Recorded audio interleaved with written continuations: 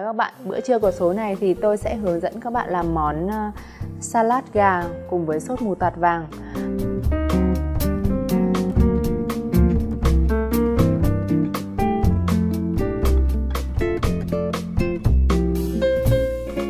Đầu tiên thì tôi sẽ tiến hành cắt cà chua trước.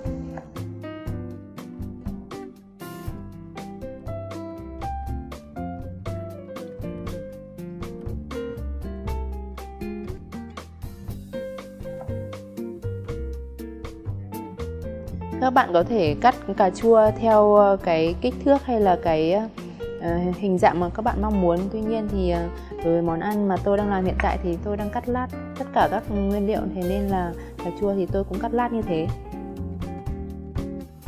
Tiếp theo là công đoạn quan trọng nhất là công đoạn làm nước sốt.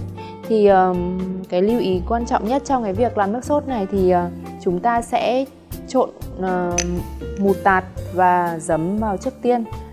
Chúng ta sẽ cho giấm và mù tạt. Cái định lượng của giấm và mù tạt 2 thìa mù tạt và 1,5 thìa giấm.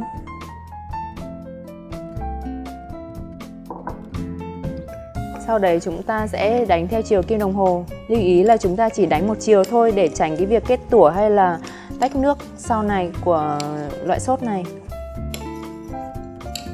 Khi mà giấm và mù tạt đã hòa quyện với nhau thì tiếp theo thì chúng ta sẽ cho mật ong vào.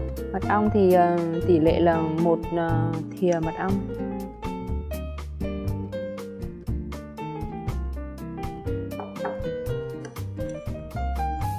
Mỗi lần mình cho một nguyên liệu mới vào thì mình sẽ lại tiếp tục đánh tan nó trước khi cho một nguyên liệu tiếp theo vào.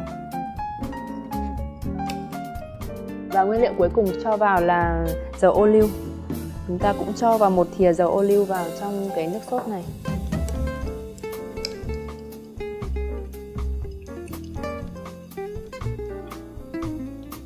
Công đoạn cuối cùng mà tôi thực hiện bây giờ là cắt nhỏ salad romaine để bắt đầu công đoạn trộn salad.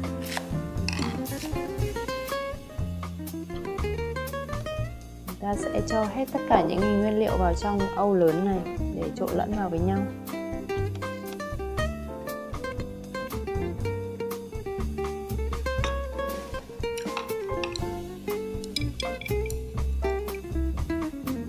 Chuột, đậu gà,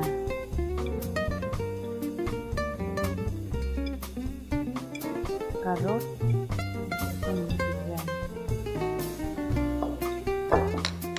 sau đấy chúng ta sẽ đổ cái phần nước sốt này lên salad để trộn đều.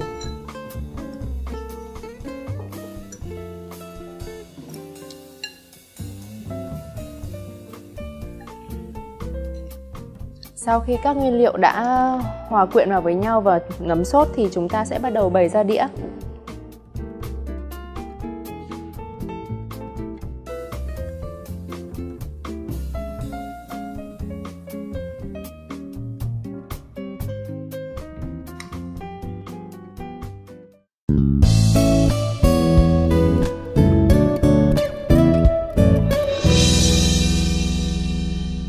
Vậy là chúng ta đã hoàn thành món salad gà sốt mù tạt vàng.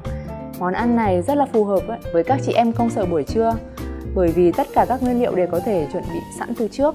Chúc các bạn ngon miệng và hẹn gặp lại các bạn vào buổi học sau.